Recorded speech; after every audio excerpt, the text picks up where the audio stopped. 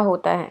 तो रेट्रो क्या होता है कि वो जो प्लैनेट धीमा रह गया, अब बाकी प्लैनेट्स उससे आगे निकल गए तो उसकी स्पीड धीरे हो गई, है ना, उसे ही वक्री ग्रह बोला जाता है।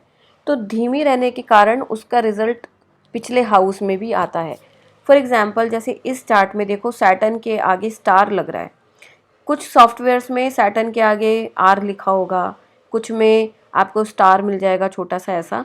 तो जहाँ पे भी किसी भी प्लैनेट के आगे स्टार दिख रहा है तो इसका मतलब वो रेट्रो प्लैनेट है। रेट्रो मीन्स वक्री, हिंदी में वक्री बोलते हैं, इंग्लिश में रेट्रो बोलते हैं। तो अब यहाँ पे सैटर्न क्या करेगा, रेट्रो है और ऊपर से यहाँ पे सैटर्न की डिग्री देखो 2 है। तो हमने डिग्री रूल पढ़ा था कि कोई भी प्लैनेट 0 डिग्री से लेके 2.5 डिग्री के बीच में होगा तो वो अपने प्रीवियस हाउस में भी चला जाएगा। जहाँ पे वो बैठा है वहाँ का भी रिजल्ट देगा 50% और जहाँ वो पीछे गया वहाँ का भी 50% रिजल्ट देगा। अब इस केस में तो सैटर्न रेट्रो भी है और उसकी डिग्री भी कम है तो वो पीछे आ ही गया, तो हमने उसको 1 नंबर पीछे हाउस में ले लिया। ठीक है, तो ये जो ब्लू कलर का आपको सैटर्न दिख रहा है यहाँ पे, वो कैसे आया, रेट्रो होने के कारण आया। अब इंटरेस्टिंग बात यहाँ पे ये है कि अब देखो सैटर्न कहाँ पे आ गया, 5 नंबर की राशि में आ गया। अब यहाँ पे एक्सचेंज रूल भी हमें देखना पड़ेगा। अब देखो 5 नंबर की राशि किसकी होती है, सन की होती है, सूर्य की होती है 5 नंबर की राशि लियो। ठीक है, तो सैटर्न आ गया सन की राशि में। अब सन की राशि तो पता लग गई, अब सूर्य की, सैटर्न की राशि देखते हैं। शनि की राशि कौन कौन सी होती है, 10 नंबर की राशि होती है, 11 नंबर की राशि होती है। अब देखो सन यहाँ पे बैठा हुआ है, सूर्य कहाँ बैठा है, सैटर्न की राशि में बैठा है। तो यानी कि दोनों में एक्सचेंज हो गया। यहाँ पे हमने देखा कि सैटर्न बैठा है सन की राशि में, यहाँ पे हमने देखा सन बैठा है सैटर्न की राशि में। तो एक्सचेंज रूल आप लोगों को पढ़ाया था ना कि जब भी दो प्लैनेट एक दूसरे की राशि में बैठेंगे तो वो एक्सचेंज हो जाते हैं। उसका एक्सचेंज का रिजल्ट कब आता है, 30 साल की एज के बाद। 30 साल की एज के बाद एक्सचेंज का इम्पैक्ट पड़ता है। ठीक है, तो यानी कि अब सैटर्न पहले यहाँ पे आया, फिर अब सैटर्न यहाँ पे भी चला गया, है ना, अपनी राशि में, और सन फिर अपनी भी राशि में आ गया। तो इसलिए मैंने ब्लू कलर से हाईलाइट कर रखा है यहाँ पे कि कैसे सैटर्न और सन यहाँ पे आ रहे हैं। तो यहाँ पे रेट्रो रूल भी अप्लाई हुआ, यहाँ पे एक्सचेंज रूल भी अप्लाई हुआ। नाउ अब दूसरा क्या है कि देखो स्टार और कहाँ कहाँ पे लग रहे हैं, यहाँ पे मार्स के आगे भी स्टार लग रहा है, जुपिटर के आगे भी स्टार लग रहा है। मीन्स ये दोनों भी रेट्रो हैं इस चार्ट में। ठीक है, रेट्रो होने के कारण हमने इनको पहले हाउस में ले लिया, प्रीवियस हाउस में आ गए। तो जुपिटर और मार्स दोनों यहाँ पे आपको दिख रहे हैं 8th हाउस में, है ना, 4 नंबर राशि में आ गए।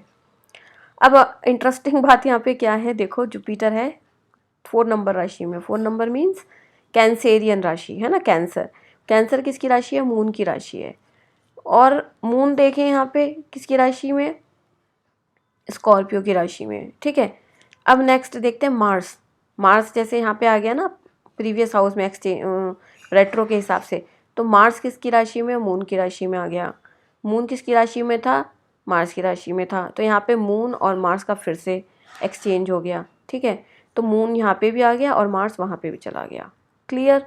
तो इस तरीके से सबसे पहले जो भी हम नेटल चार्ट लेंगे, हमने जितने भी रूल पढ़े इसमें, है ना, प्लेसमेंट रूल पढ़ा, एस्पेक्ट रूल पढ़ा, ट्राइन रूल पढ़ा, 1/7 रूल पढ़ा, और क्या पढ़ा, कॉम्बिनेशन रूल्स पढ़े, जैसे जैसे एक्सचेंज रूल पढ़ा, डिग्री रूल पढ़ा। ये सब हमें पहले चार्ट में देख लेना है कि कौन सा प्लैनेट कहाँ कहाँ जा रहा है, तब ही आप कॉम्बिनेशन बना पाओगे, तभी आप प्रिडिक्शन कर पाओगे, तभी आप ट्रांजिट्स को अच्छे से समझ पाओगे। तो आपको ये चीज़ें क्लियर होनी बहुत ज़्यादा ज़रूरी हैं ट्रांजिट समझने से पहले। नेक्स्ट अगर अब हम ट्रांजिट देखें, ठीक है, आज की डेट में हम बात करें तो सैटर्न अभी कौन सी राशि में बैठा है 2.5 साल से, 10 नंबर राशि में। तो सैटर्न बैठे हैं 10 नंबर राशि में। अब वो अपनी राशि परिवर्तन कर रहे हैं 17 जनवरी को।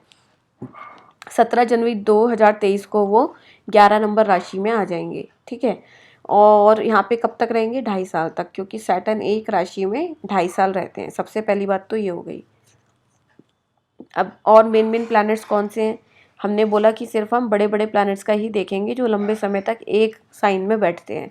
ठीक है, अब जुपिटर बैठता है, सैटर्न तो 2.5 साल बैठता है, जुपिटर एक राशि में कितने टाइम बैठते हैं, 1 साल बैठते हैं। ठीक है, तो सबसे पहले जब भी हम ट्रांजिट देखेंगे हम नेटल जुपिटर को पकड़ेंगे।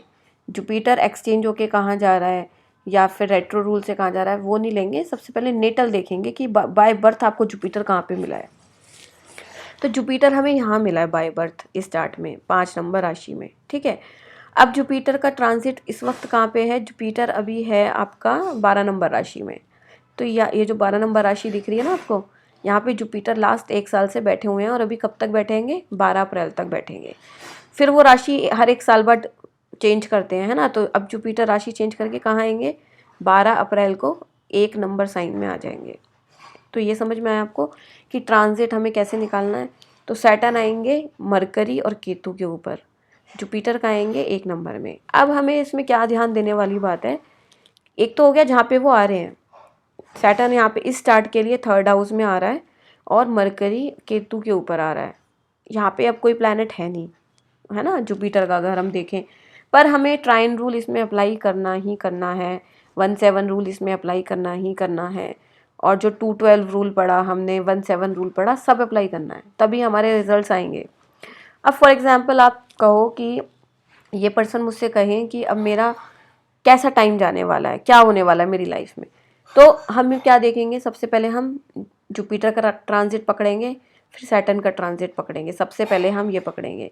उसके बाद हम राहु केतु का ट्रांजिट लेंगे, क्योंकि राहु केतु क्या है, हमारे पनिशमेंट देते हैं चार्ट में, क्योंकि वो मैलेफिक ग्रह है ना, तो हमें तंग करने ही आते हैं। और राहु केतु 1.5 साल बैठते हैं एक एक साइन में। राहु केतु की बात करें तो केतु अभी 7 नंबर साइन में है, लास्ट मार्च से 7 नंबर साइन में है ना।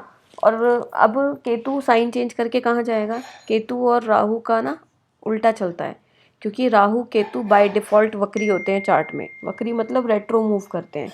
जैसे देखा हमने कि सैटर्न ट्रांजिट करके 11 नंबर में जाएगा, नेक्स्ट हाउस में जाएगा, पर राहु केतु क्या करेंगे, राहु केतु उल्टा चलते हैं, उनकी चाल उल्टी है। तो जैसे केतु अभी 7 नंबर में है दिसंबर 2023 तक, तो दिसंबर 2023 के बाद केतु 8 नंबर में नहीं जाएगा, 7 नंबर के बाद वो 6 नंबर में जाएगा, क्योंकि उसकी चाल उल्टी है। तो ये आपको हमेशा याद रखना है। और राहु अभी कहाँ है, राहु अभी है आपका 1 नंबर में।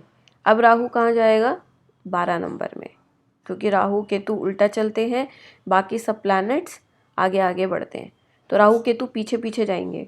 जैसे केतु अभी 7 नंबर में है, तो फिर वो आगे जाने की जगह पीछे आएगा 6 नंबर में, 1.5 साल फिर वो 6 नंबर में रहेगा, फिर उसके 1.5 साल 5 नंबर में रहेगा, फिर उसके 1.5 साल 4 में। तो केतु और राहु हमेशा उल्टा चलते हैं, ठीक है। यहाँ पे ये समझने वाली, ध्यान देने वाली बात है। नेक्स्ट अगर हम बात करें कि हम कैसे रिजल्ट्स देखते हैं, तो मरकरी से कनेक्ट होगा सैटर्न एक तो, क्योंकि 11 नंबर में आएगा ना सैटर्न अब 17 जनवरी 2023 से। तो मरकरी से सैटर्न का देखेंगे, फिर केतु से सैटर्न का देखेंगे, ठीक है। फिर क्या देखेंगे, फिर सैटर्न देखो, यहाँ से 1/7 रूल लगाओ आप, 1/7 आप देखोगे तो ये वाला हाउस बैठेगा, 1/7 अपोजिट हाउसेस होते हैं ना एकदम। तो सैटर्न यहाँ पे आ रहा है, तो वो यहाँ पे भी दृष्टि डाल रहा है अपनी 7वें नंबर पे। तो यानी कि राहु सैटर्न भी देखेंगे, मार्स सैटर्न भी देखेंगे, सैटर्न से सैटर्न भी देखेंगे, सैटर्न से जुपिटर भी देखेंगे, और सैटर्न से सन। तो ये सारे लिंक्स हम ट्रांजिट से देखेंगे कि 2.5 साल सैटर्न इन सब प्लैनेट्स को देख रहा है। तो इन सब प्लैनेट्स के ऊपर सैटर्न के क्या क्या इम्पैक्ट होते हैं वो हम किसी भी पर्सन को बता सकते हैं। ये तो हो गई 2.5 साल की बात, ठीक है। अब हम जुपिटर को देखते हैं, जुपिटर का है, तो जुपिटर करंटली अभी यहाँ पर है 12 नंबर में, तो वो जुपिटर 1 साल के लिए रहता है। तो वीनस के ऊपर जुपिटर आएगा तब क्या होगा, ठीक है। अब यहाँ पे ट्राइन देख लो आप, इसका 1/7 रूल से अप्लाई करें तो जुपिटर यहाँ पे है, तो जुपिटर सैटर्न के ऊपर भी है ना। वीनस के ऊपर जुपिटर, सैटर्न के ऊपर जुपिटर। और अगर वीनस का ट्राइन देखें तो ये वाला ट्राइन होगा, ये जहाँ पे 8 नंबर लिखा है, 12 नंबर लिखा है और आपका 4 नंबर लिखा है। तो यानी कि इस ट्राइन के रिजल्ट्स भी देगा वो। यहाँ पे मून का भी रिजल्ट देगा, मार्स का रिजल्ट देगा, जुपिटर का, मार्स का, मून का, ये सारे रिजल्ट इनको मिलेंगे 1 साल में, जिस जिस प्लैनेट से वो कनेक्ट हो रहा है। और 1/7 से ये भी अप्लाई हो रहा है, ठीक है। तो मेन आपको इस तरीके से पहले ये समझना है कि ट्रांजिट देखते कैसे हैं, ठीक है। फॉर एग्ज़ाम्पल, जैसे यहाँ पे आपको एग्ज़ाम्पल समझाने के लिए मैंने कुछ रूल्स लिखे हैं। कि अब आपको यहाँ पे दो चीज़ें समझने की बहुत ज़्यादा ज़रूरत है। मैंने लिखा है नेटल और ट्रांजिट। नेटल मतलब जो आपका जन्म कुंडली है उसको नेटल चार्ट बोलते हैं, है ना। नेटल प्लैनेट किसको बोलते हैं? जो जन्म कुंडली के प्लैनेट्स हैं। तो फॉर एग्जांपल नेटल वीनस मतलब कभी भी ट्रांजिट सैटर्न, जब भी ट्रांजिट का सैटर्न होगा किससे? नेटल वीनस के 12th हाउस में। फॉर एग्जांपल मैं आपको बताती हूँ, तो इंसान के पैसे बढ़ते हैं, ठीक है। अब जैसे कि एक एग्जांपल लेके समझाती हूँ। हमने क्या बोला कि सपोज करो ट्रांजिट का सैटर्न देखना है हमें, है ना। वीनस के जब 12th हाउस में आता है, वीनस का अभी जैसे इस कुंडली में वीनस यहाँ बैठा है ना, 4th हाउस में बैठा है। अब वीनस का 12th हाउस कौन सा होगा? इसका पिछला हाउस। किसी भी प्लैनेट का 12th हाउस उसका पिछला हाउस होता है, और किसी भी प्लैनेट का सेकंड हाउस उसका नेक्स्ट हाउस होता है। अब वीनस पकड़ा हमने, वीनस का सेकंड हाउस कौन सा हो गया यहाँ पे? ये वाला, जहाँ पे ये लिखा है जस्ट आगे वाला हाउस, और जस्ट पिछला वाला हाउस 12th होता है। ये हमने कॉम्बिनेशन में पढ़ा ही था, है ना। तो हर एक प्लैनेट का कोई सा भी हाउस निकाल सकते हैं हम। अब वीनस के जब 12th हाउस में क्या होगा, जब आपका ये ना आपको नेटल चार्ट में कंसीडर करना है, तो ये मैं दूसरे चार्ट पे समझाऊंगी, इस पे आपको कन्फ्यूजन होगी। तो एक ऐसा ही चार्ट लेंगे जहाँ पे ये रूल अप्लाई हो रहा होगा, ठीक है। रूल क्या है? जब भी नेटल वीनस आपका जहाँ पे भी है उसके 12th हाउस में जब भी आपका सैटर्न आएगा, ट्रांजिट सैटर्न करेगा 12th हाउस में, ठीक है, तो इंसान के पैसे बढ़ते हैं, मतलब उसके फाइनेंसेस इंक्रीज होते हैं, ठीक है। जैसे कि अभी इंसान को पूछना है कि मेरे पास पैसा कब आएगा, तो वीनस का 12th हाउस कौन सा हो गया यहाँ पे? जब भी इनका सैटर्न यहाँ पे आएगा, जैसे अब सैटर्न इनका आने ही वाला है ना, यहाँ पे इस हाउस में आ ही रहा है इनका, तो हम इनको क्या बताएंगे कि वीनस के 12th हाउस में सैटर्न का भ्रमण हो रहा है अभी, तो इनके पैसे बढ़ जाएंगे अब, यानी कि आपके पास पैसों का अच्छा फ्लो आएगा। तो ये सिंपल सा रूल है ट्रांजिट का, कि अगर किसी को ये पूछा कि मेरे पास पैसों की समस्या चल रही है, मेरे पास पैसा कब आएगा, तो आप सबसे पहले वीनस देख लो, किसी के भी चार्ट में वीनस कहाँ है, नेटल वीनस, जन्म कुंडली का वीनस।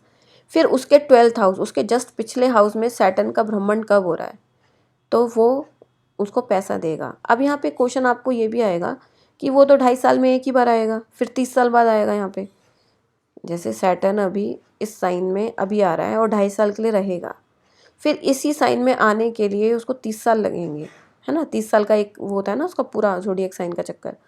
तो क्या बस इंसान को सिर्फ 2 ही 2.5 साल पैसे आएंगे?